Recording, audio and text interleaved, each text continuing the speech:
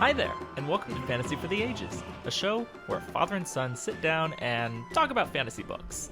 I'm the son in that equation, Zach. And that makes me the father, Jim. Great to have you with us again today. Absolutely. Zach, how you doing today? Oh, I'm doing all right. The weather's been nicer. Things have been warming up as we get to spring, and I've got to say, I've been really enjoying it personally. What about you? How you doing, Dad?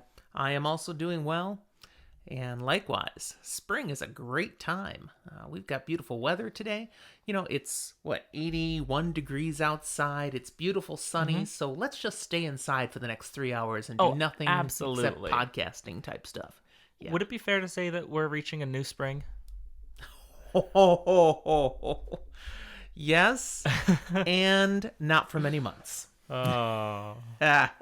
What are you drinking today, Zach? Just some whiskey and Sprite, but yours looks very interesting. It's got a nice blue. What are you drinking? I am drinking an electric iced tea. Ooh. It's got a lot of different boozes in it. So it's basically a Long Island iced tea, but crazier.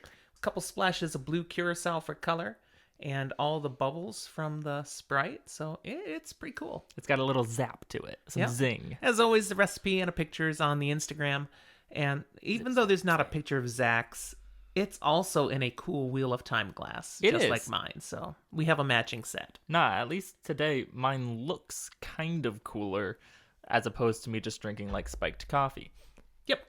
Well, it has been an exciting week for the podcast, Zach. Really? We've set record numbers on downloads, on new listeners. It's just really shot up. Believe me, I'm actually more enthused than I sound. Yeah, we're well beyond those 5 people that you thought might find our podcast someday. I know, it literally blows my mind every time. I want to give a shout out to all the new listeners who are with us. Now, if you're binging from the beginning, you're not hearing this shout out now, but trust me. We're still shouting you out. Yes, and this is, mid-April. So if you joined us mid-April 2021, we talking about you. Internationally, we have downloads now from all 6 populated continents. So no downloads in Antarctica yet. Well, they might be VPNing through France, like all those other people do. Yeah. Because France still leads our downloads worldwide. I still sit on the side of maybe there's just a lot of French listeners. It's possible. Yes, but we challenged them to let us know, and no one let us know. They haven't yet. Okay, not yet. But we hit all 6 continents with people because we have multiple downloads now from Brazil. That is our final continent entering the podcast. Woohoo! Welcome, Brazilians. We do not speak Portuguese. Our apologies. Brazil's not a continent. It's on South America, which is the continent. That's correct. I was not confused about that. Did it sound like I just wanted to specify so we knew because we Brazil do is geography. A country. This young man next to me was a 2-time school geography B champ. He knows his stuff. No, I went to the state B both times. I just didn't win. No, you mailed it in once you got to the state. It was a day off of school, and that's what I was there for. Other new nations besides Brazil that have joined the podcast now, we've got listeners in Sri Lanka and the Philippines. Nice. And India, if I hadn't mentioned them before. I don't remember. I might have mentioned them once before. If you did, you mentioned them twice. There you go. Closer to home, a large number of new listeners have been added in both the U.S. and Canada, so we're thankful to have you all along. Absolutely. We also have a new review this week on Apple Podcasts. Nice to hear from y'all. Yeah, a 5-star rating from Jake Chazrial. I don't know if I'm pronouncing that right. If we butchered your name, sorry, please don't change it to a 1-star. He gave it the title Father-Son Goals, and it's a great review. I'm going to go ahead and share. I don't promise that I will share every review anybody gives us, but when you're one of the few, the proud, the beginning ones, you get on a live recording. So he writes, it's also very funny, by the way. That's why I got to share it. Only a few episodes in, but I can guarantee a binge on the rest of the episodes available. I love the concept, and it plays well early. I enjoy the perspective Jim and Zach bring respectively. To new reading, be careful of the first couple episodes. Yeah, he's right on that one. We were still figuring out the whole spoiler light thing. They throw around a couple heavyweight spoilers. Oops. The only painful bit was Zach's pronunciation of women. And he put a laughing emoji. I had not thought of that in weeks. No. I understand that dictionarily I am wrong. That being said, I'm still going to say what I say. He puts down in the review, that's on the internet forever now.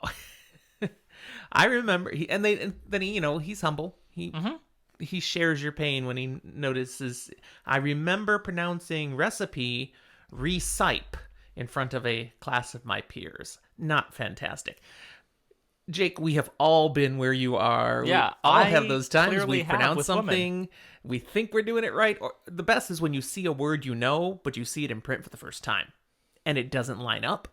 And you can just walk right into something. Oh, that's the word. Honestly, Yeah, that's about 90% of the words I learned growing up because my dad's vocabulary is relatively voluminous. So and you're getting there clearly, Mr. Voluminous. when I walked into a whole bunch of words, especially as I went through high school and college, and I'm seeing actual words being used and going, I know that word, but did I know that word? Never spelt it. Spelling's not my strong suit. Well, we just want to say thanks for the rating and review, Jake, and we're glad you're along for the ride with us. Welcome. One more comment before we get into today's content. Early in our podcast, you often cracked jokes about Nynaeve thumping people. Well, yeah, she does. Yeah, you drop that again and again, and I've been listening to the series, another listen through. It's my first time listening. I've read a lot of times, but listening on Audible, and I just got to a point in the Fires of Heaven where that comes up again, and I thought, Zach hasn't mentioned Nynaeve and thumping people a while. At the We beginning, need more Nynaeve thumping. At the beginning, she is very thump heavy, but there is a period of time where she's a little less thumpery. There's a little like thumper no thumping, so she'll get back to it, All right. and so will I. There you go. All right, let's get into this. We're at chapter 15 and a few after that. We get back to Rand Loyal and Huron. They're in that strange parallel world, tracking the Dark Friends who have the Horn of Valir and the Shadar Logoth dagger. Yes, They aren't sure how they ended up in this strange, faded out place. but they do vaguely kind of understand maybe where they are. Thank you, Loyal. They do figure, okay, we're stuck here. Rand can't get us out. We don't know how we got here. Our only chance maybe that makes sense is let's follow the Dark Friend trail because they're here too. They must know a way in and probably the way out. Let's find them and hopefully get them to force them to help us get out. And so they continue on their way, and the world is weird. The land that they're crossing over, it's barren, it's deserted. Huron still has that trail he can sense, but it's weird and kind of faded, just like all the rest of the world. Yes. The grass, the trees, they're kind of just dead, Everything's not really washed out. there. I mean, there's no animals, no birds. Right, but the grass is alive. The trees are alive. But I imagine more like if we're used to a relatively green sloping grass, this is more just like an African savanna grass. It's alive, but it's not the right color. Well, just that it's faded, washed out. Exactly. But there is a deadness to it in that if you think of when you're out in the great outdoors, there's always noise. No matter how quiet and peaceful it is, there's noise. There's always the buzzing of insects. There's bird song. There's just general background white noise. Well, I mean, a great example of how unsettling that is now I am not going to know the name of it. It's John Krasinski and Emily Blunt. Great movie. Oh yeah, The Quiet Place. Thank you. It's That is the name of it. A Isn't Quiet it? Place. A Quiet Place. There was a Great sequel. movie. I haven't seen the sequel yet. I haven't seen the sequel either. I mean to, but that's a perfect example of how unsettling things are when there's just silence. Right. And the silence comes from the fact that while they've seen trees and grass, they haven't seen another living thing. Yeah. Just nothing. They appear to be the only animal type creatures. And so they hear their footsteps and brushing through the grass, but there's nothing else active out there. They come across, besides that being a little strange, they also have these huge burned out areas, like streaks, like a giant took a paintbrush and swapped these burn strips. And they're massive, and nothing grows there at all. So there, the ground's completely dead. But it doesn't seem like they're fresh, like they're old, ancient burn scars. Yeah, and it's really unnatural. I mean, I think of when there's, say, a forest fire or something just out there, We often will, to try and mitigate that, make like controlled burns in these large swaths that this reminds me of, but that's definitely an intentional thing. It makes that line of burn break, and there's no real obvious sign of where this would have come from, especially when we don't see an activity of people. Right. Another strange thing here, they do find running water, Mm-hmm. which I imagine also makes a little noise, as it's bubbling along. That's got to be a relief. Hey, there is some noise. But the water, thankfully, is drinkable. Rand tastes it first because he's like, if it's poisonous, I'm going to take responsibility. This is my team. I'll drink it first. It's fine. They can all drink, which is good. You got to have water to live. Yeah. But it tastes flat. You ever had water that tasted really flat? Yeah. Now, granted, I'm a little weird. I know some people who really love water. I'm not a huge fan flavor-wise. I find most of the time water is water, and I'm just kind of like, meh. So I'll find ways to drink water that isn't exactly water, like drinking way too much coffee and pretending that hydrates me. Well, then you'd probably really hate this water. Probably. Yeah. Again, an inexplicable mystery of this land. There is one sign of life, perhaps, that Rand detects a couple of times. And he doesn't bring it up to the others because he doesn't know exactly what it is, what it means. And so he thinks it might just confuse and stress them out too. But up in the sky, he sees these thin white streaks, too straight to be natural. Has no idea what they might be. To you, Zach, what do you think those were? Well, it makes me think of like contrails kind of thing. Totally. But That's what I thought of. what would have been causing it, where that's coming from, what it is, no clue. We know not enough about this world or what's going on in it to be able to decide. And as far as we understand, the closest parallel we can have is the world where they're coming from, where something like planes, definitely not a thing. Right? So I have no personal idea. So I want to go off on a theory on this here because Okay. we've already established that this is a parallel world, a mirror world of some sort. Remembering the reference, Loyal mentioned the lines of if, the worlds that might be. So what if the burn scars are like leftover from laser blasts of some sort in some ancient war, and the contrails are leftover low satellites zipping through the atmosphere still? I think, while technically possible, it's a bit of a reach without any other information. Just trying to put together some dots. We Yeah. have no way to really know. I think there are, at least with the contrails, some things a little later on in the series that could be explanations.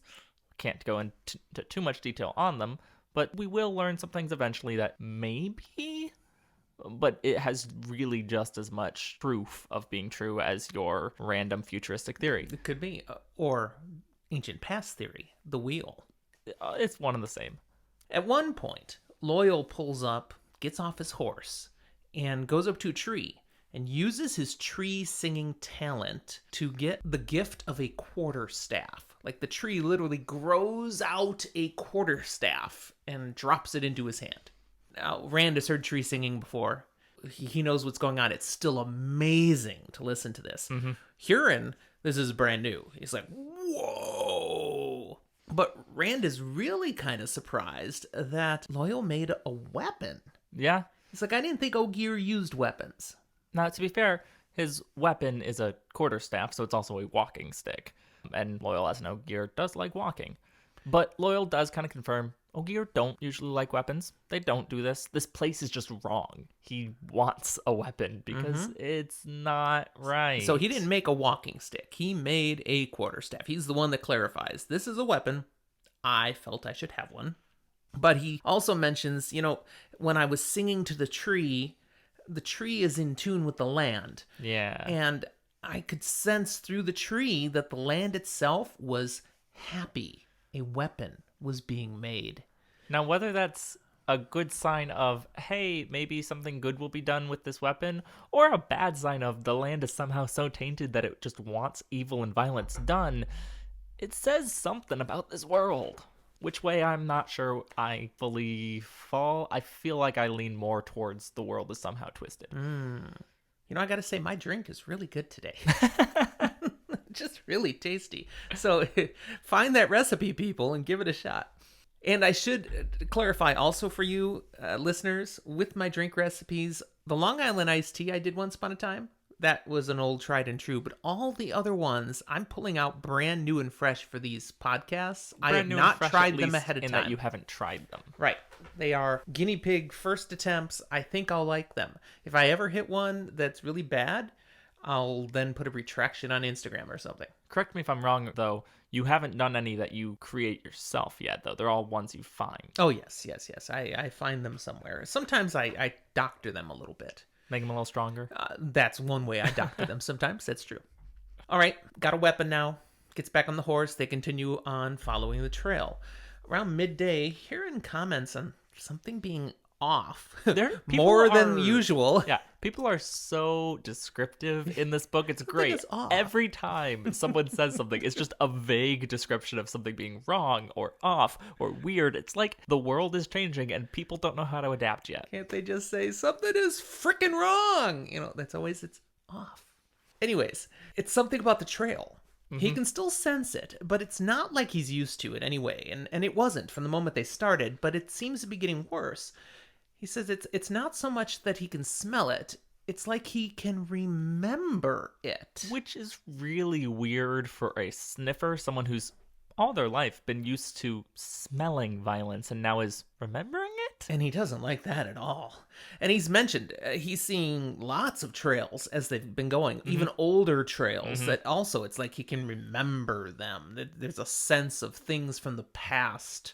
But he's also struggling here trying to describe this. Remembering isn't the perfect word. No, he doesn't but I- have words to describe what he's I sensing. do love that Jordan here connects a sniffer, someone whose main sense is smell, basically, to this idea of memory because the human condition connects memory and scent so much already. We can just smell baking cookies and remember, oh, Grandma baked me cookies as a kid, and it just takes you back to that time. But keep in mind, anytime you smell something and you know what it is, it's because of a memory. Exactly. Every single time.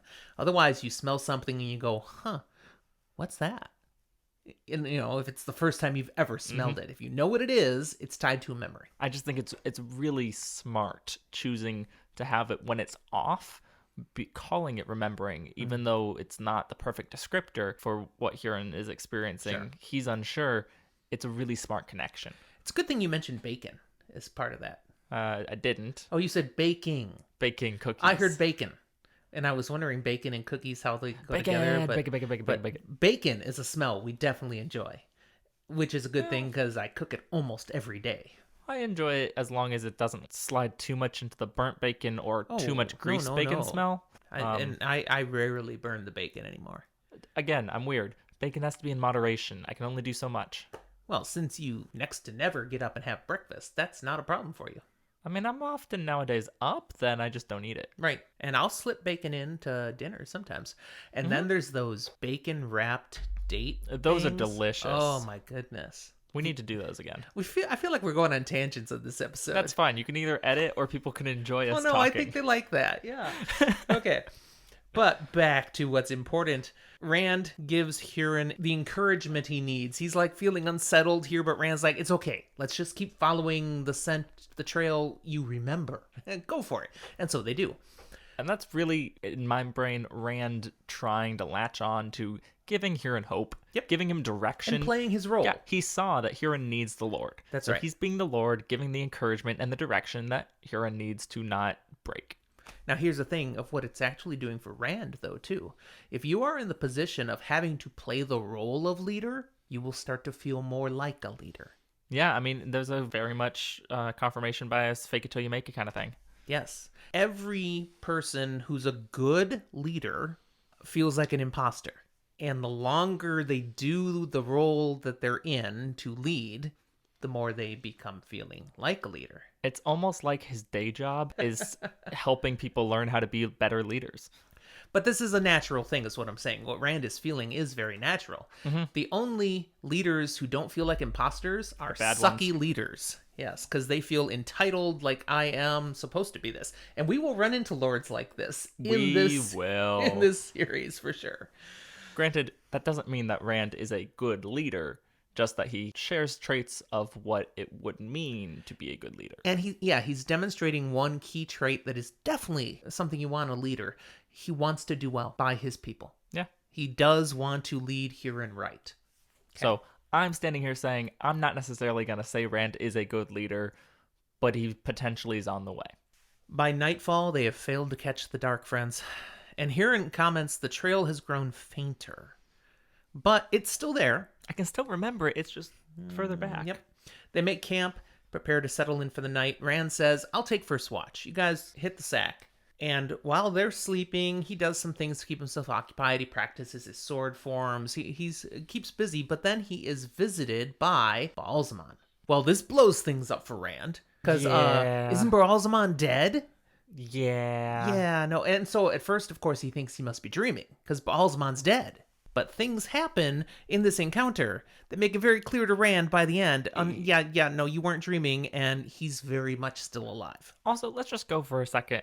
In what world does Rand believe that if he's dreaming, that's proof that Ba'alzamon is actually dead? Most of the time that he's talked to Ba'alzamon has been while he's dreaming. You'd think he'd know better. From the encounter, mostly conversation, gets a little physical near the end, but mostly a conversation, we pick up some information. First, Ba'alzamon repeatedly calls Rand Lews Therin. He knows he's actually Rand al'Thor. Rand at one point tries to deny, I'm not Lews Therin, I'm Rand, and clamps a hand over his mouth before he can spill who he really is. But Ba'alzamon says, no, I know who you are. I just don't care. I know who you are right now. You're still Lews Therin. I know who you are. I know who you were. I know who you will you've always be. been. And he says, I know who you've been all the way back to the beginning of time. So he doesn't just remember back to Lews Therin. What is he really saying there? Well, either Ba'alzamon is insane, which could be, or the world's a cycle, these things repeat, the dragon's always there, Rand's a dragon. Who knows? It's kind of a theory and theoretical here, but at least Ba'alzamon seems to imply that Rand, or the idea of the dragon, repeats back to the beginning of time. Okay, wait, I have a theory here. Okay, so Ba'alzamon could be Rand al'Thor / Lews Therin's sidekick. And all through history, he's always there with him. Wait, are we saying this is a Bucky Winter Soldier situation? No, I'm saying Fantology Podcast is running a best sidekicks in fiction poll competition right now, and we are in it. And I am segueing into it. Look for their poll if you're listening when this drops, because we are in the runnings. We won our first bracket, by the way, yesterday. Yeah. And come vote for Fantasy for the Ages and our wonderful sidekick picks. No, we didn't pick Ba'alzamon because we hadn't thought of it yet. Well, and because while that's a great plug, and definitely go look at Fantology. I'll drop them in the show notes. No. No, he is not a sidekick. I don't care he would reject if this is that. spoiler heavy or spoiler light or non-spoiler. I'm just going to say no. We're not doing that. Oh, okay. I see how it is. That's fine. All right. Other things we learned. Not only does he say, I know you're Lews Therin, but I know you're the Dragon Reborn.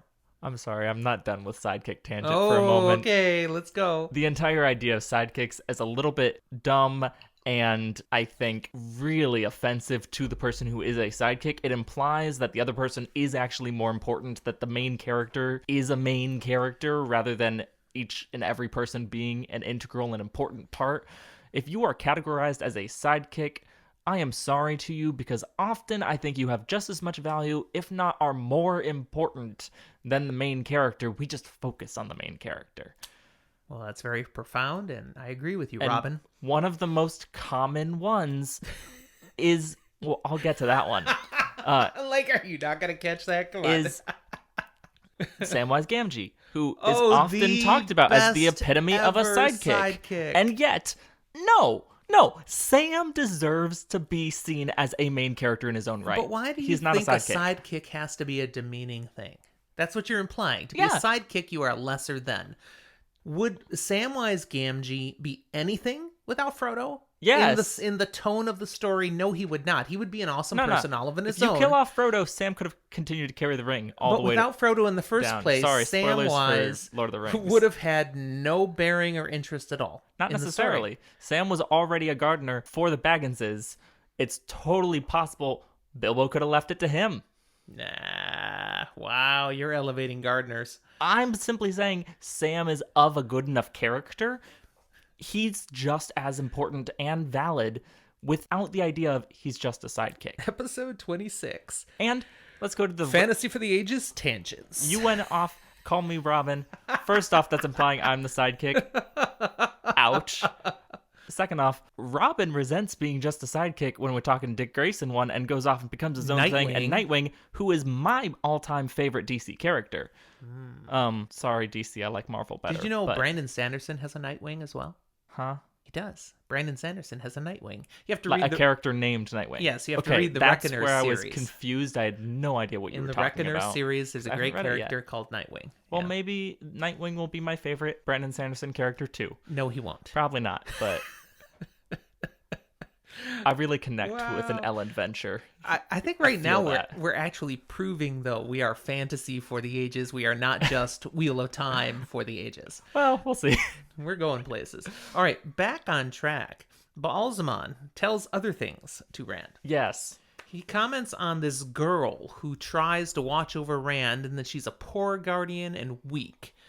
Rand's like, girl watching over me? Does he mean Moraine? What? Maybe. What is he talking about, Zach? Well, I mean, there's kind of a whole talk of being an Aes Sedai and protecting from dreams and all that, or maybe guiding him on the right path or whatever. And Baalzamon's feeling all high and mighty and saying, I don't care. You know, I want to introduce something else here, something that I think I'm safe drawing a connection to for our first-time readers. Maybe. Because it's due to an episode, a chapter in our last episode. If you remember, where Egwene had dreams, Yeah. and she told Anaya about them. Of Anaya Sedai. the man with the burned man face with the right standing over Rand. Uh-huh. I think that's what he's referencing. That he's also looking at, that's a real thing that's happening. It's not just a dream. There's more there. And Egwene's just a girl. She can't help you. But of course, Rand has no context. He doesn't know Egwene is dreaming about him or that there's anything going on there at all. I'd like to put just a little bit of weight of Egwene's just a girl. She can't help you. We'll get back to that. It's probably not true. Hint, hint. Baalzamon states again that some of the Aes Sedai are his followers. And then he even tosses shade at Moiraine. Perhaps she's one of mine as well. Maybe. Regardless, he says that as the Aes Sedai are trying to guide and use him, they're really serving Baalzamon's plans, whether they mean it or not. Wahahaha. Yeah, you could argue that Baalzamon, he's playing this great game. He's a super strategist. It's almost like I picked that lately on an episode of Takaran Riyadh. Go check them out, too. They will not be in the show notes this time because they're in the show notes of our last episode. Just go back and look. He also speaks to Rand of the last battle. And he says it is coming.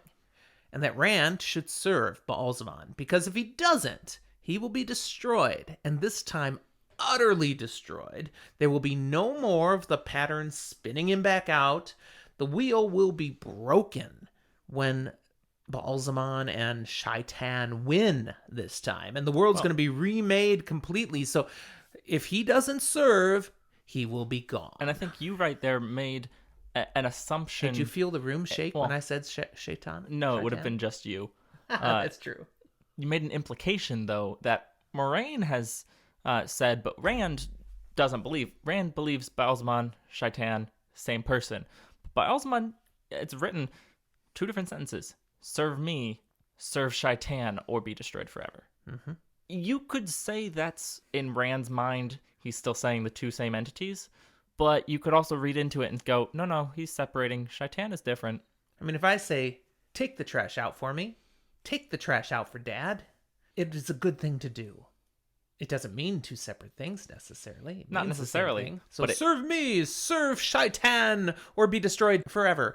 It could mean the same thing. It also could be 2 totally separate entities. That's right. Take the trash out for me. Serve Mom. I feel or like that's be destroyed forever. I feel like that's a more compelling argument. All right. But Baalzamon, he's been wearing this mask the whole time. Yeah. Okay, with the fiery eyes and all. He takes the mask off. He's like, hey, would you like to see what I look like? And Rand's like, no, but You want to yep. see how I got these scars? Oh, nice, nice. He takes the mask off. He is horribly burned and scarred under there, but there's cracks in the scabbing scars where Rand can see there is fresh new skin growing from underneath. Plot twist, but also is the Phantom of the Opera.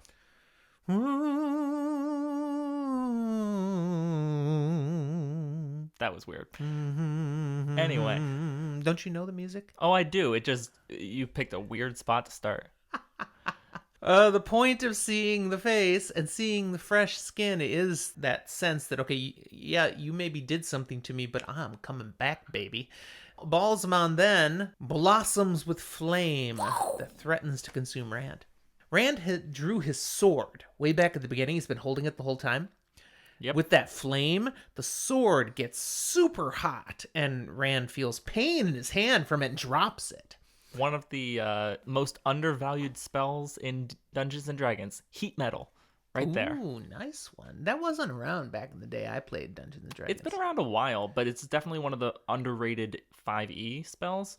It's not thought of very often, but it's very powerful and very creative in its uses. My last time as an official dungeon master of Real Game had to be like 34 years ago, so... My last time will be in a few hours. It won't be the last Oh, time. you are remembering, like Huron. We'll get there.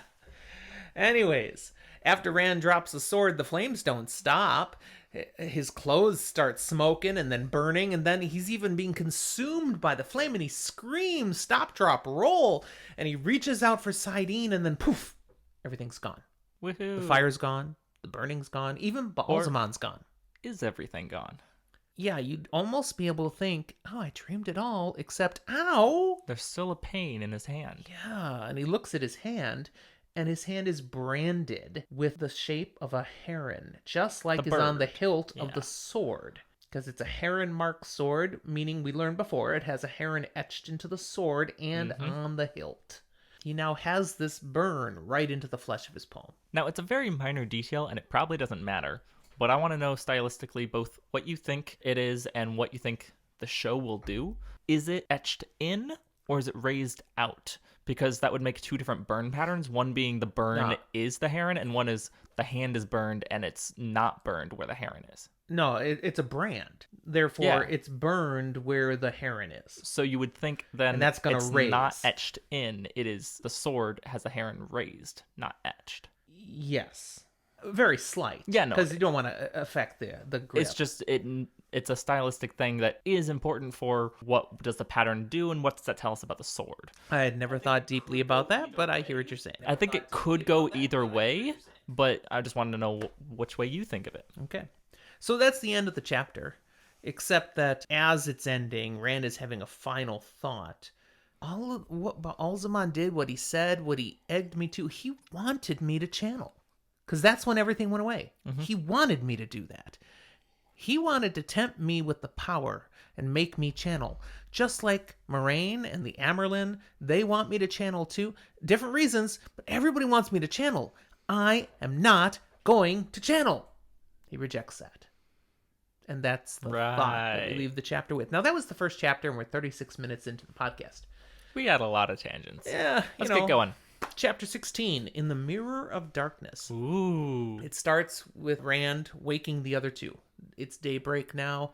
Time to get going. He did not bother to wake them up for the watch. Huron is not very happy with them. He's like, Lord Rand, you can't be doing this. You're going to burn yourself out. He's like, no, it's all right. I needed to think. I needed time. And he did. He had to think about all this stuff with Balsamon, but he doesn't tell them about that. However, Loyal notices Rand has his right hand wrapped now. He's like, what'd you do? Yeah, what happened? Oh, it's nothing. Well, I mean, I have a salve if there's something wrong. It's nothing!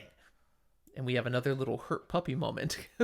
Loyal's like, well, no need to be touchy. Yep, the eyebrow ears droop. Rand's like, we need to get going. We have to catch up with Fane and his dark friends, which is an interesting thing. Rand had already thought about this last night in his thinking that things have shifted a little bit. It's not Fane and the dark friends. They're now thinking of him as Fane's dark friends. You know, something has changed. Clearly, you know, Fane is not what Fane used to be, and it's changing all the perceptions. But okay, they commence following the trail again. Rand noticing once again how empty this world is. Even though they're following the trail, Huron remembers there are no physical tracks. Nah, it's just very weird. There's no sign that anyone has been here beyond his remembered Right, no smell. footprints, no hoof prints, nothing. But they keep going, and about an hour in, they see some sort of weird spire. Yeah, ahead of something them. not natural. Yeah. So, hey, another sign there have been people here. And I say another sign because, back where they first started, there was the place that was, a bowl with the steps and all. Somebody built that. Well, here's something else. And, well, Huron gives a possible explanation of what it kind of could be. Mm-hmm. He notes, if we were in our world, that's, that direction is about where a monument to Archer Hawkwing's victory over the Trollocs, it's where that would have been. I mean, it doesn't exist anymore. Yeah, it was it torn was down torn a long down. time ago. But, I mean, people remember it. It's a thing, and it's still a big mound there. But then Huron second guesses going, but no, I mean, yeah, it's that direction, but that would be like another 3 or 4 days away. Whereas this looks like it's like an hour or two away. Yeah. Loyal puzzles how there can be some sort of monument or anything here when there doesn't appear to be any people at all. Huron says, yeah, maybe on second thought, we should give whatever that thing is a wide berth. Something's not right here. But Rand says, no, gotta stick with the trail. We cannot lose the trail. Huron, he looks a little oddly at Rand here, and Rand goes, oh, that's right. I'm supposed to be a lord. Lords don't explain. I don't have to tell him why we're going to stick with the trail. I just need to be Picard here and say, make it so. He says, make it so. And Huron smiles like a happy puppy now. So apparently this is Rand and the puppies. Is that what we're going with? We got a couple of puppies. Yep, there you go. We've got our bloodhound and our Labrador Retriever. It's actually very accurate for these two side characters. Sidekicks? These two no, side characters. they are valid characters in their own right. Because when Rand does what he's supposed to, they are happy and smile. And when Rand speaks harshly or speaks oddly, woo, woo, woo, they look upset and whimpering. So they're puppies. It's a moment of extreme stress, and they're putting all of that kind of on his shoulders. So they head straight towards this spire, because that is where the trail is leading. And as it gets closer, Rand thinks he can make out a hawk's likeness at the top. It is Hawkwing's monument, he concludes, somehow still existing in this world, and he's excited. He's like, let's go see this thing. And he takes off at a gallop. Even though Loyal's saying, oh, Rand, wait a second. Loyal has thought of something, he wants to share, but Rand is, nope, I'm headed. He doesn't even, it's like Loyal didn't say anything. And upon arriving, he does not find what he thought he was going to find. No, in fact, it is a monument to victory. yeah, just very different. It's not a hawk on top. No, it's not. It's a raven. In fact, it's one of the Dark One's eyes kind of raven. Yeah, that's what we've learned about ravens. There is a hawk, but it's down at the bottom on its back with a lightning bolt through it and a couple of, and this is all statue stuff, but Yeah. a couple of ravens pecking its eyes out. And the monument itself is covered with various symbols of Trolloc clans, things Rand has seen, both with the Trollocs and with Lan coming back and showing these were the badges kind This of is things. clearly a monument celebrating the Trollocs' great win over Arthur Hawkwing. Oops. What the heck? And Loyal and Huron, they both catch up here, and Loyal's like, yeah, remember that thing about the lines of if? The worlds that might be? Well, in this world, the might is that, maybe the Trollocs won. And, this is how the world might have turned out then. And Rand's like, yeah, but where are the people? Well, where are the Trollocs? And it's like, well, the Trollocs maybe ate all the people and then started all eating the Trollocs. Yeah, started eating themselves. Maybe they are all gone. But tied to this, Loyal also says, this is a shadow of the real world. And obviously, if we're saying, okay, the Trollocs won here, well, that is not how it really happened. While we're saying this is a world of if, it's more a reflection through a tinted, not a reflection, a refraction of our world. Good word, a refraction. So it's not nearly as clear. It's this fadedness because it's not quite in line with reality. It is decidedly not exactly real. Huron speaks up at this point while Loyal and Rand are talking about this and says, I I saw something move back the way we came. Um, I could swear it was a woman. I can't Aaron, see her now, but if you're stressed and lonely, don't be making up things about seeing women. I'm seeing women. And then he's like, oh, no, okay, it must have just been the wind. It's this place. It's giving me the heebie-jeebies. Yeah, never mind, Lord Rand. And Loyal raises another unsettling topic. He says, look where we're headed. Look to the south. Rand, what do you see out there that looks off? And Rand's like, Why, well, it's the mountains. Well, no, first, he just says, well, the land, the fadedness, I mean, it's still just all barren plain. And he's like, yeah, but this is Loyal then. Yeah, but look at the mountains. Uh-huh. You see that? Especially those peaks right there? Yeah. That's Kinslayer's dagger. Oh. That's, in our world, 100 leagues from where we started. There should be no way we are at this point, but that looks like we'll get there before nightfall. Oh. And Rand then postulates, okay, wow, if we've made it this far in just 3 days, maybe this place has some of the properties of the ways. They have some experience with extra-dimensional spaces. You're traveling far faster than you should be able to. Loyal doesn't care for that too much. Weird, quick alternate theory. Yes? So, you talked about these burned swatches being laser beamed. As a possibility. What if an additional possibility it's semi burned up and messed up because it's basically a fold therein of space-time? So on the... It's a tesseract? Well, not exactly. The portions that are not burned, they travel over like they're normal, but the portions that are burned, they're traveling through compressed space. It's another theory. Has no grounds, but it's fun.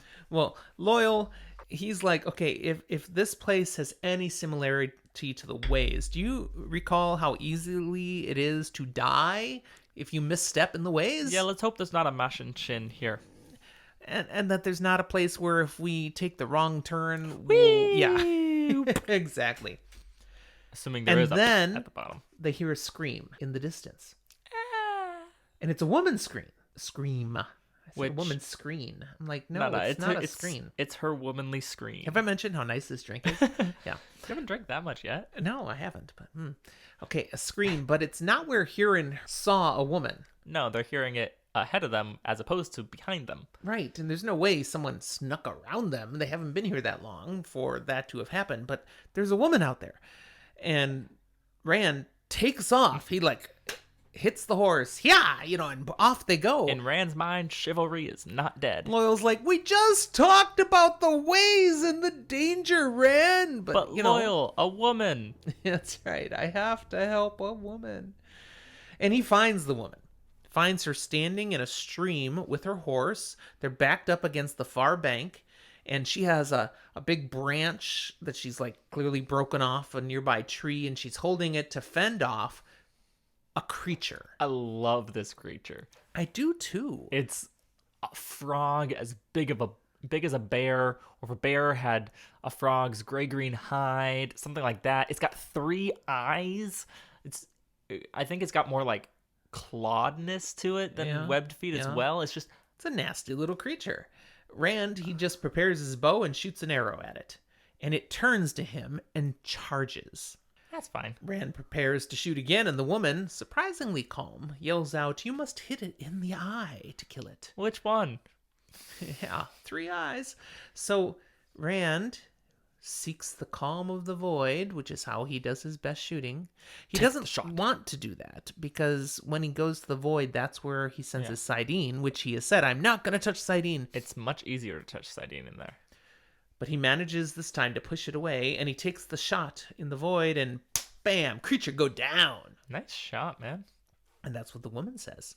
She rides up to him, complimenting his shooting and his bravery, that he didn't run away. He stood his ground against this Grolm. It probably you get the name, helps. Grolm. Probably helps that Rand has a massive bow and could shoot this thing from 150 feet out at least, if he's actually got the aim for it. He doesn't have to just hit the thing. He's got to hit it in the eye. A moving target it's a hit in the eye. ridiculously hard shot, but he's got the equipment to do it if he can do the skill. Now, this woman, they've seen nothing else living this whole time they've been here. And now they see a Grolm. Again, that's what she said it is. The frog bear. And the frog bear. It's the Frere, Freyr. the Biog, Brog. and this woman. Let's talk about this woman. She's dressed all in white with a silver belt and silver boots. To Rand, she appears maybe Nynaeve's age, so, just a little older than him. She's tall for a woman, perhaps just a hand shorter than Rand, who we know is very tall. Mm-hmm. And she is clearly the most beautiful woman he has ever seen. He is struck dumb at her beauty. And Huron and Loyal come up and have the same effect on them. They become babbling idiots here. Mm-hmm. It's an Animaniacs hello nurse moment. And I don't get that reference. You haven't I've seen heard of the Animaniacs? Animaniacs, but no, I have not watched them. That has not been my TV. That's before my time, and I know it. She addresses Rand as my lord and says, "Are these your retainers?" And he's like, "No, these are my friends." Introduces Loyal and Huron. And she says, "I am called Celine." And saying How that Rand proper. risked her life to save hers, she is his, and she kneels before him. That's unsettling. It's like, oh, yeah, blah, blah, blah, blah, blah, blah, blah. He is horrified and embarrassed at this gorgeous woman kneeling at his feet and quickly raises her back. Oh, he's blushing. He's Oh, my blushing goodness. hard. And he says some very proper Shanaran type phrase. At And least he's he like, I tries. feel like an idiot here. And then I'm humored when it says, her dark eyes made him feel as if he were naked. Unbidden, the thought comes of Celine with no clothes. And then he blushes again. Yeah. Oops. Do you ever have a reaction like that to seeing a pretty lady? No. No, me neither. It's kind of really aggressively thought that. I'm sure some people do, but Maybe we've never seen anyone this unbelievably beautiful. don't get me wrong. I've definitely pictured what people look like without clothes. That's definitely a strategy you do when you're trying to public speak and stuff. I haven't had to do something like that in a long It's not helping time. his public speaking. No. No. No, it's actually No. harming it. Quite.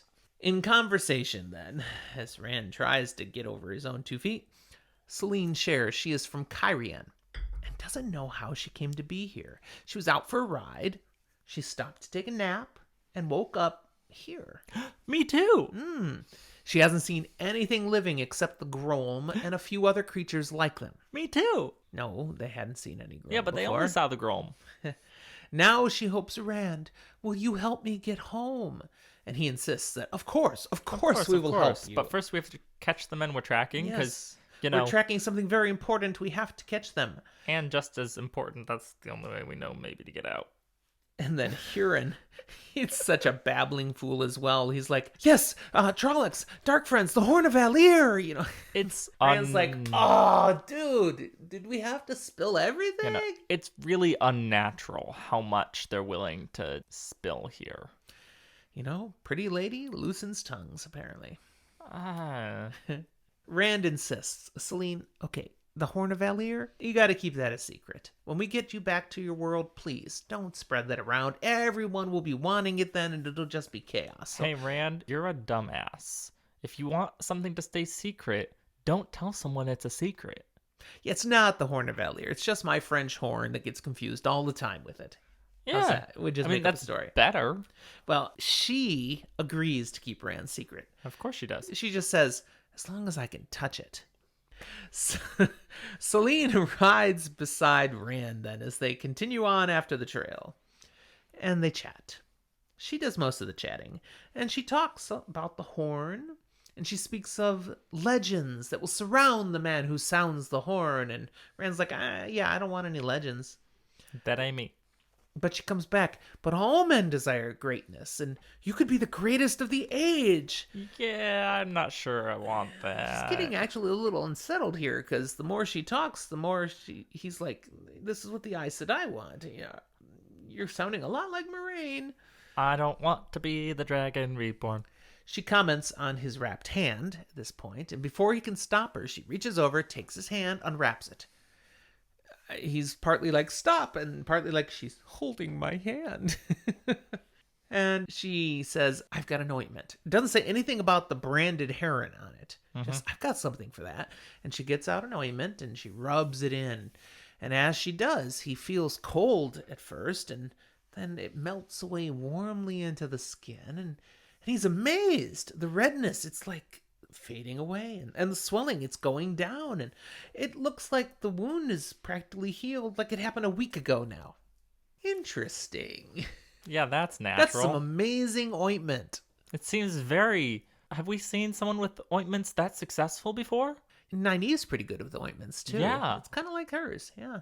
She continues talking about greatness as this is going on, and that he should control his destiny. And again, he's reminded of Moraine, so much so that he actually says, "Are you, by chance, Aes Sedai?" No. Oh, she has a very strong reaction about that. "I am no Aes Sedai." And here's a quote from the book. "They cower in what they think is safety when they could do so much. They serve when they could rule. Let men fight wars when they could bring order to the world." She clearly has a rather disdainful feel of Aes Sedai. Just saying. Take out the they serve when they could rule part, and that sums up a lot of my issues with the Aes Sedai in these books, which I talk about a little bit better in our magic rating episode for the Wheel of Time. Okay. Oh, man. And after this little part, Selene moves away, and Rand's like, "Oh, did I offend her? Man, why did I bring up the stupid Aes Sedai stuff?" But she goes and rides with Loial for a while, and they just keep moving forward. They're getting close to Kinslayer's dagger. They're In the foothills. Yep. And at that point, Loial pulls up alongside Rand. And, "Oh, you're not with Selene anymore." "Oh, yeah, she was here and now." She's like giving each of them equal time. Loial shares some things he learned while speaking with Selene. First off, she knows a great deal about the Age of Legends, seemingly more than some of the Ogier elders do. And that she knows some about this place as well. Rand's actually right that this place is kind of like the Ways. Yes, these worlds, these parallel mirror worlds, were studied by the Aes Sedai who grew the Ways. So yes, time and distance, they behave much differently here. And there are other parallel worlds, not just this one. And time and distance vary between the worlds. And so, in a way, it's almost lucky that you guys ended up in one where things move faster.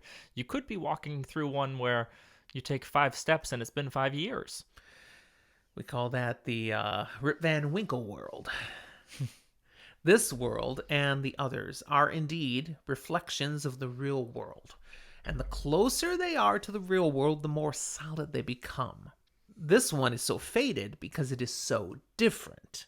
Some of the closer to real worlds, Selene says, actually have people in them, living in them, just like the real world, the same people. So you could, in essence, go to one of those worlds and meet yourself. And you could do it without breaking everything, apparently. That's right. Just like in the DC universe. It's a multiverse theory, but not exactly. It's a faded multiverse. Yes. She knows all these things, she says, because she studied in the Royal Library in Cairhien. And Loial knows that's one of the greatest libraries in the world. In fact, when the Aiel attacked during the Aiel War, They didn't attack that part. intentionally, they revered the books of the library. They left that alone. It is such a esteemed place, So apparently Aiel like books too, maybe? apparently. Selene returns to Rand's side and asks about his skill with the bow. And Rand shares about his trick with the Void, that his father taught him. He goes on to speaking about his sword lessons with Lan, and that he uses the Void there as well. She actually recognizes what he's describing as the Void, but doesn't call it that. No, the term she uses is the oneness. And she says it's best to use it as often as possible. Remain wrapped in that oneness all the time. By doing so, you'll learn even new ways you can make use of the oneness and grow stronger. Benefit And from Rand's like, no thanks, I don't want to touch the one it. power. That's where that Sidene thing is. Please, no thanks. I don't want to go mad. Further conversation brings more knowledge out of Selene's mouth. She learned about these things from a specific book called Mirrors of the Wheel. I want to read that book. Yeah, it sounds kind of deep. I like it. She calls Loial an Alantin, or Alantine. Rand asks about that word, but she changes the subject. The stone Okay. that brought them into this parallel world, she labels a portal stone. That's not on the nose at all. and she knows where another one is. About an Nice. hour from where they are right now, and they should head there so Rand can take her home. Rand, he checks on the trail with Huron, and it's leading in a direction not the way Selene says we should go to get to that stone, so he restates, I must follow the horn, and she doesn't like that. I can take you to the stone, but I can't take you through the stone to your home. I have to continue on my trek. So the best I can do, I'll get you the stone, and you do what you need to do. I mean, you got here, you can get yourself back. And she's, no, not happy with that at all. No. But at this point, then, they hear trouble. Turns out a pack of 5 Grom are on their trail, and they can see them now half a mile away, kind of fanned out, like they're trapping them in, coming at them. They're on the hunt, and end of chapter. Yep. Chapter 17, Choices, picks right up in the same spot. Rand says, we have to make a run for it, and confirms Huron can still follow the trail while they're galloping. He's like, yep, I got it, so here we go. But Selene's like, it's no good. We can outrun Grom. In my brain, Groms show up and roll for initiative. She says, either you have to kill them, or we need to go elsewhere. And like I said, the portal stone. We can use it to go, literally, elsewhere. That's our answer.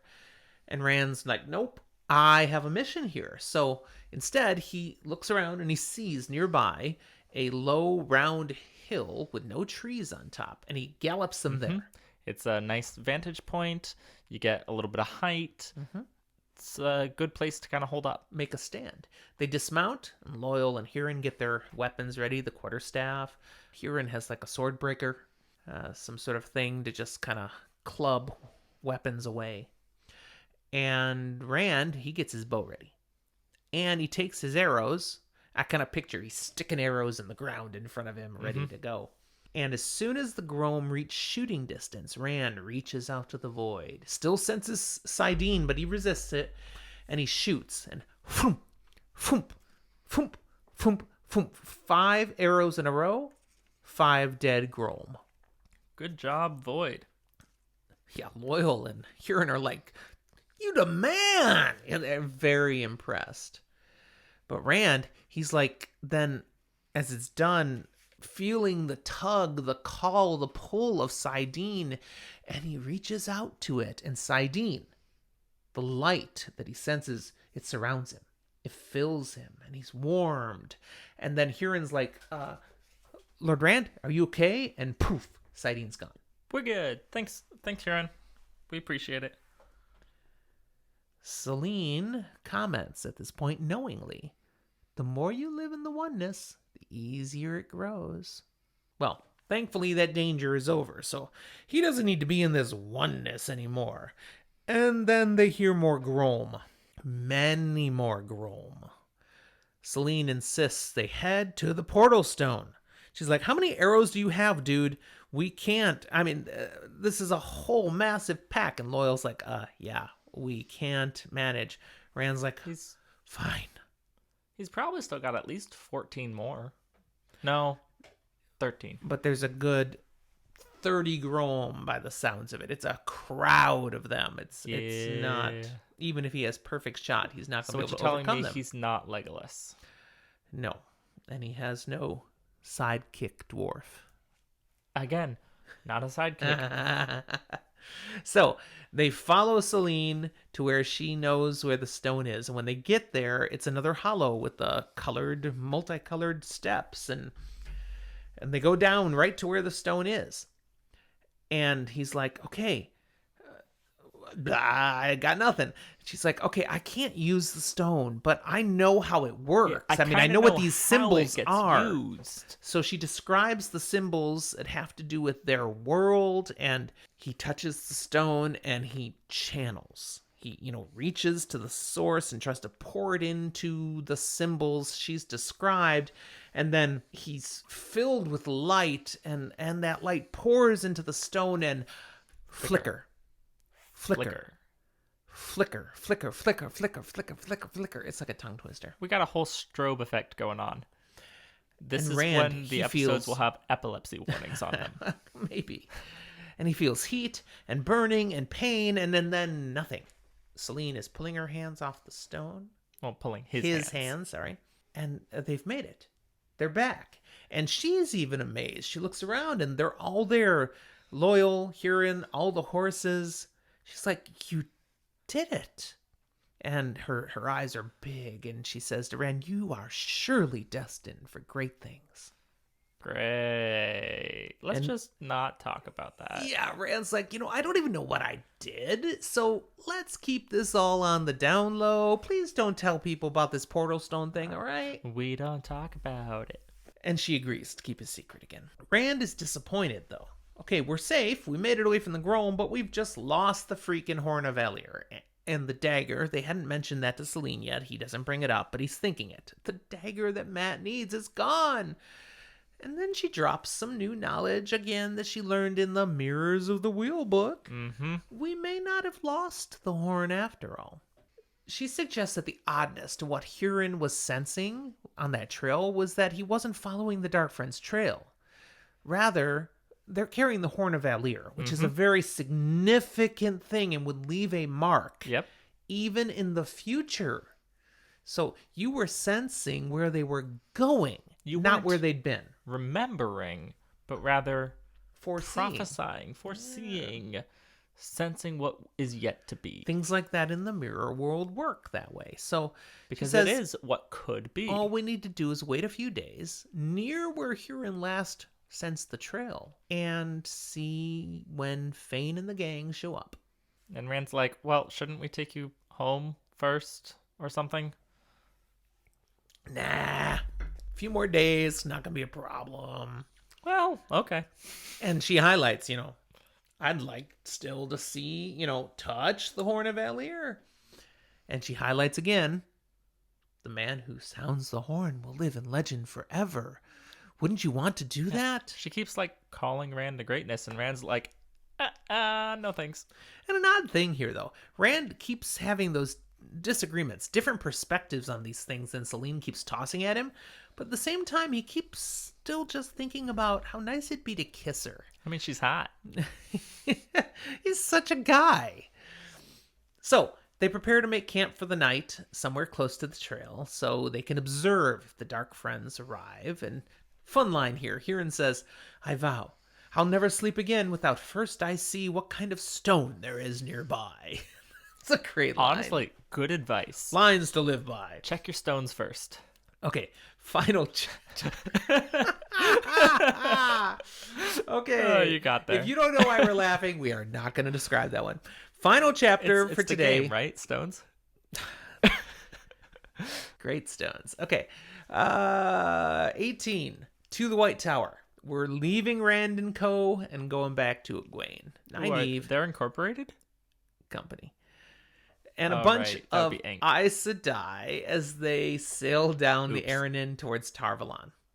They've been at it for a few days and expect to reach Tarvalon today. I mean, to be fair, they're going with the river, and Making floods again. they're also going very fast. They're with the pushing river. with the power. We learn a few things quickly through their conversation.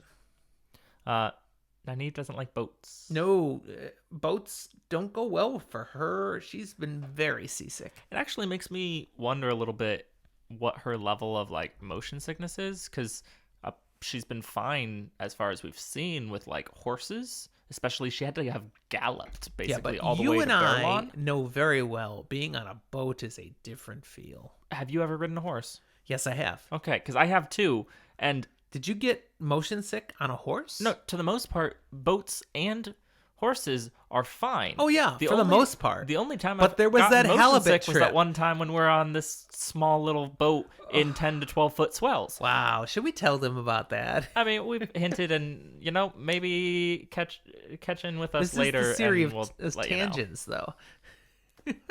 It's the world of if. Yeah, so we did live in Alaska for a while, and when you live in Alaska, fishing is a big deal.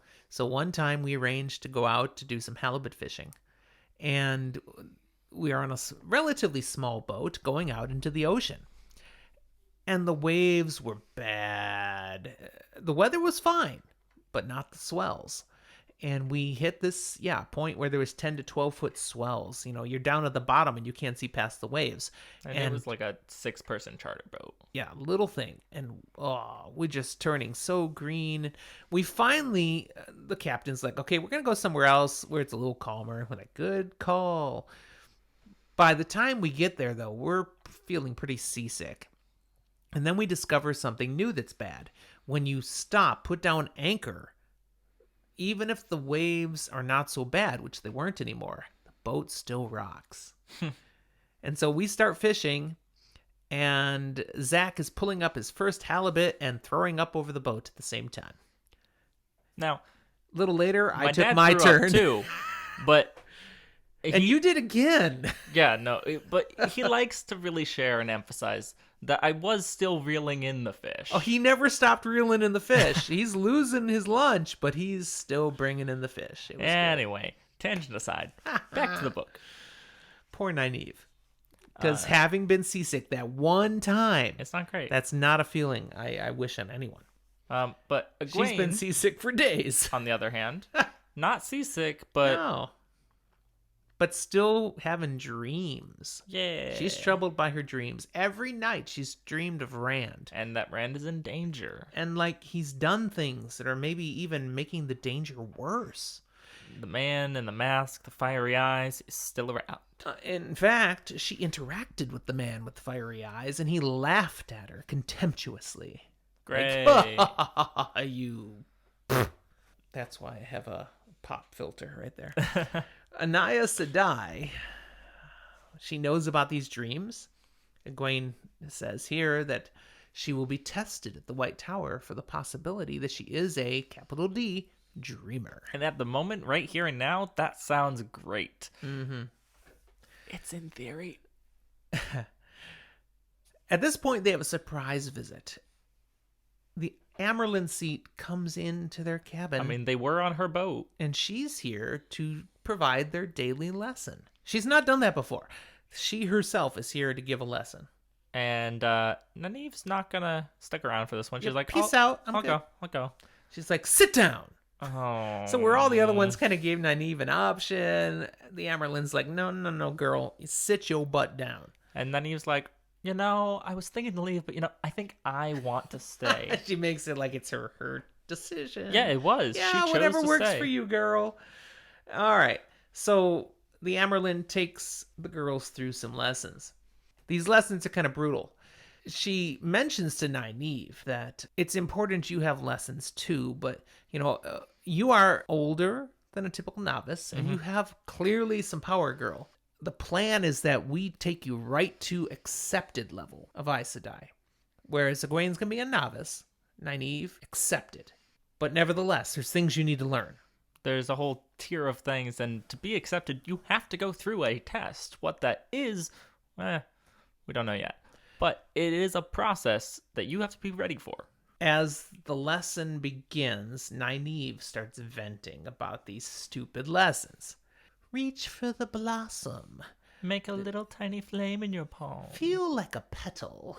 It's like, ugh. And she's like, I'd rather somebody just teach me how to use the sword. This be more useful than this crap. Let me stab somebody. And the Amerlin's like, why would you need a sword? And she creates a sword of air in front of her. Sharp. This is a massive sword, but it's made of the one power. And then she says, I could do this, but it'd be actually more useful to me like this. And suddenly it shrinks down to a paring knife, like you chop your fruit with, cut up your apple. And then she says, but neither of those are really necessary when your Aes Sedai. And suddenly both the girls are wrapped up in invisible bands of air, and they cannot move except for their heads. Yeah, and so that always struck me as a thing. When you think she is making, do you think she's making it they can be seen? Oh, yes. Yes. Okay, because It describes it as a bluish white light. yeah, it's a weird thing because almost always when we see Aes Sedai using things of air, we don't actually see it. We see the effect. And yet this, she clearly wanted them to see. So thus she made it so it could be seen. I'm sure that was a choice. But she says, why would you need a sword? If a man tries to attack you, you just immobilize him like this. And then if you still want to, kill him, which, you shouldn't, then you just slit the throat while he's tied up. Nynaeve is not happy with this object lesson. She's like, let me go. Release me. And the Amyrlin, she ignores her and just keeps lecturing on the things that you should know can't about be the One Power. comfortable. She says, in fact, you have the man trapped like this. You could even pick him up and put him where you need to. And Nynaeve floats off the ground. And she's getting madder and madder. And as the Amyrlin keeps yammering on, Nynaeve loses her cool enough that suddenly the Amyrlin gets flung across the cabin, slammed against the wall, and is trapped there by air. Can we say concussion? Nynaeve is using the same kind of weave that the Amyrlin did to her. They are slammed. She's immobilized by air, and, well, basically Siuan is as well, slammed up against this wall. And unfortunately for Nynaeve, Siuan is happy about it. She is. She says, I had been told about how quickly you learn, and also that you needed to get mad in order to actually access the true source. This is great. How about we release each other at the same time now? And Nynaeve, nope, she's reading her rights and going off, and then suddenly Nynaeve looks shocked, and Siuan is fine. She's no longer up against the wall. And she says, see, you don't know everything you think you know yet. Because Yeah. the Amyrlin has just Slammed a shield down on her. has blocked her. She cannot reach the true source anymore. That sucks. And you know what Nynaeve is thinking right now. How do I do that? Yeah. See, I was thinking she was thinking, where's the knife? She might have been thinking that too. Now, if you really go the next level, Nynaeve's a fast learner. She probably knows how to make a knife out of air right now. Probably. But is she mad enough? Now, after Probably. this little object lesson, the real lesson begins. And when the lesson is over and Siuan is left, Egwene and Nynaeve are exhausted. No other Aes Sedai has worked them this hard in their lessons. No, but Siuan was very effective and absolutely a jerk, Brutal. Nynaeve is furious which is good. because the Amyrlin did things to her to perpetually keep her angry Good. so she could access the true source. Yeah. And some of these things were embarrassing, humiliating, horrible tasting. Yeah. And she's like to Egwene, we will not talk about this ever again. Okay. I like to come back to this moment when I read New Spring. Yeah. I can't say why. Okay. At least not for like 10 books. But it's really nice. We get the final point here, though, that Nynaeve is like, I'm so thankful I will not have to be a novice and go through lessons like this. Since I'll get to be raised to accept it right away. Thank goodness. And then there's a thump, and then the movement of the boat changes, and they've arrived. They go up on deck, and they see the island city of Tar Valon. And in the distance, they can also see Dragon Mount. This ridiculously high single mountain in the midst of flat plains. The place where the dragon died. I would like to say, yeah, it's flat plains. There's some small hills right at the base. Right here, the book doesn't describe any other small hills. No, but we saw them. Huh. We saw them. It was mentioned. Everyone begins disembarking the ship. No one seems to have a thought or a care for Egwene and Nynaeve. It's like they don't exist anymore. So they're like, well, I guess we got to take care of ourselves. They go back to their cabin. They grab their things. They come back up on deck. They ask one of the sailors, would you get our horses, please? And Oh, no, they're already ahead of you. yeah, they've all been taken to the White Tower. Oh, do you have business at the tower? You better get moving. They don't have much patience for people who are late. So, okay, the girls get off the ship, and then they're like, Yeah, they're gawking at the city, and this place is amazing. truthfully, we are too a little bit. It's the first time we get to see it. While they're staring at everything around them, they hear a voice behind them, and it's an Aes Sedai. And it turns out to be Sheriam, the mistress of novices. How do you say that? Sheriam. Oh. How do you say it? Shiriam. Huh. I couldn't say which is the correct pronunciation at this point. You're probably right. I don't know. Could be But Shiriam. I could like be mine. Shiriam. I like mine. I'm just It's probably pretty close. wrong. We learn from Shiriam that novices who break the rules are sent to her study. We don't know what that means. It sounds kind of ominous. Accepted, she says to Nynaeve, because she's learned Nynaeve is supposed to jump straight to accepted, which is kind of unheard of, but accepted can be sent to my study as well. They just have to break more rules. Mm-hmm. That's a little bit of foreshadowing. Egwene becoming a novice. Yay! That brings us up to 40, which is a woefully small number. Is it? Yeah, that's what Shiriam says. We don't have that many novices compared to what once was. Especially because 1 in 4 are likely not to make it even to accepted. so we're looking at maybe 10 that will reach accepted, and then from there, Some of all them won't even make it to Aes Aes Sedai. Yeah. So in the current training, which isn't necessarily this crop of this month or something, no, this is this span of years. Often. We're looking at eventually in 10 years, maybe we'll have maybe 8 new Aes Sedai. Yay. Now, they live for hundreds of years, and that's a good thing, but still. Numbers don't look great. The chapter ends with a touch of humor. Nynaeve in a moment of sympathy for what awaits Egwene as a novice. She asks Shiriam, does it really have to be so hard for her? And Shiriam responds that, what, like you experienced, Nynaeve, with the Amerlin today? Oh, don't worry. Novice training. It's not nearly that bad. Yours will be.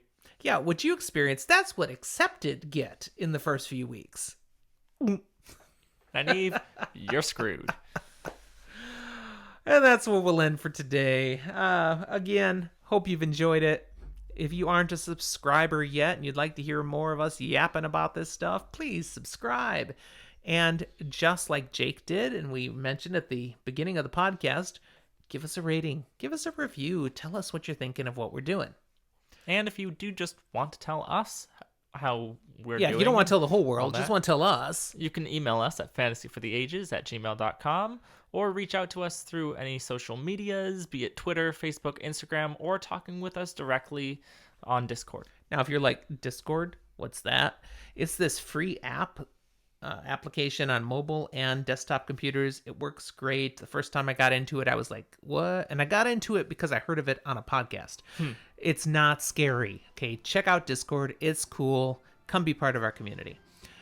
We also would welcome you to become one of our patrons and be able to participate in our live recordings, come and listen live and chat with us during these.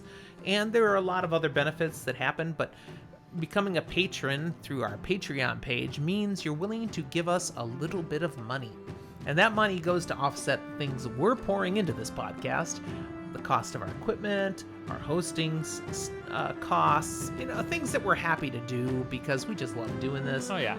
But if you want to just next level, you could email us and say, attaboy. Or you could throw us $1 a month and say, attaboy. And it just has a little more meaning. So we welcome you to become part of our Patreon family if that's something that interests you. Anything else, Zach? I've got nothing. Then that's where we'll stop for today. Thanks for being with us, and we'll talk to you next time.